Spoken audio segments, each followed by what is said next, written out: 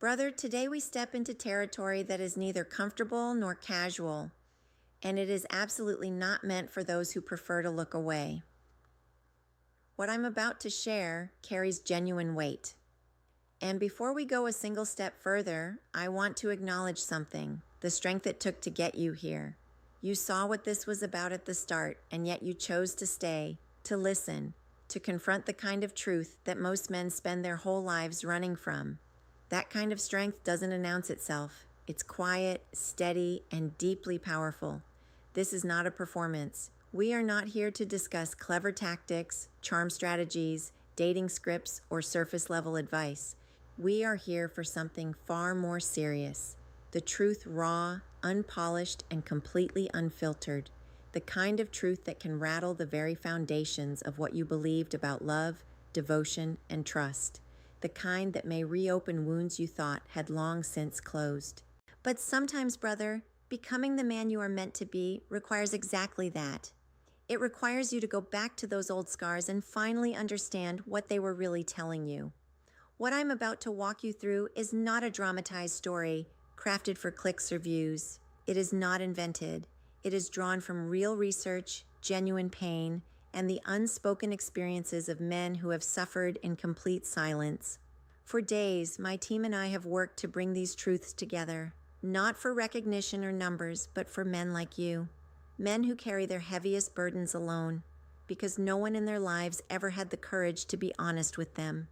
Society has always told us to stay composed, to push forward, to wear a steady face, even when something inside us is quietly breaking. May this be the moment that begins to change that. If you are with me right now, say it to yourself in silence. I am ready to see clearly. Because whether you are already married or simply a man who hopes to be one day, the very core of who you are rests on one unshakable principle: loyalty. Loyalty is not just a value. It is your integrity, your identity, the bedrock beneath everything you stand for. But here is the question that needs to be asked, as difficult as it may be. What if the person you gave that loyalty to was never truly deserving of it? I raise this not to wound you, brother, but to protect you. Before we go further into this, give me just 30 seconds. Not for my sake, not for any personal gain, but for something that matters far beyond either of us. Beyond the roads we walk and the walls we return to at night, there are lives enduring a different kind of suffering. Lives that have no language for their pain. Street cats wandering without shelter. Dogs left behind by the people who once called them family.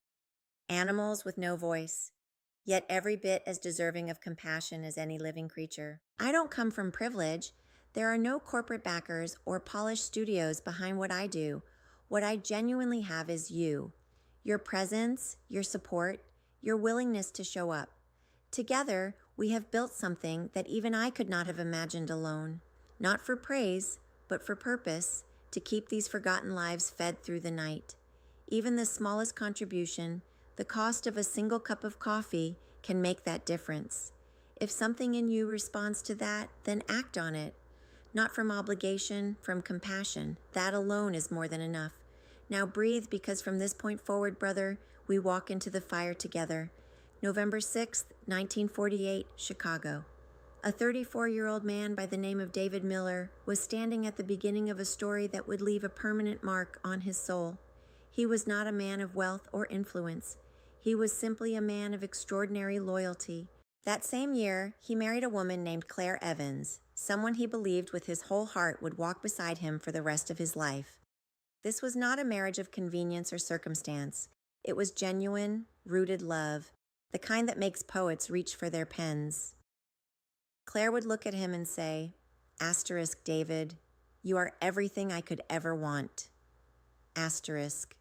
Those words became the architecture of his hope, the framework around which he built his entire vision of the future. But words, brother, can hollow out over time. Promises can lose the weight they once carried, and what appears solid and unbreakable on the surface can give way when hidden truths begin to press against it from the inside. Months went by and small disagreements began to surface. Nothing dramatic, nothing rooted in deception, just the friction of ordinary life. Bills, meals, minor differences in perspective, but those small cracks were slowly revealing something far more serious beneath them. A quiet withdrawal, a growing distance between two people who were supposed to be drawing closer. David worked without rest, holding two jobs from early morning into the night. He had no luxury, no comfort to offer beyond what his hands could earn, but he was rich in the one thing that mattered most to him: his word, his presence, his unwavering commitment. His vision of happiness was never complicated. Come home, share a meal, fall asleep beside the woman he loved. To him, that was everything. But Claire's heart had already begun its silent retreat. Gradually, almost imperceptibly, she pulled away, not just emotionally, but from every corner of the life they had built side by side. She grew distant, cold. She began to treat him not as her partner, but as a presence she was simply tolerating.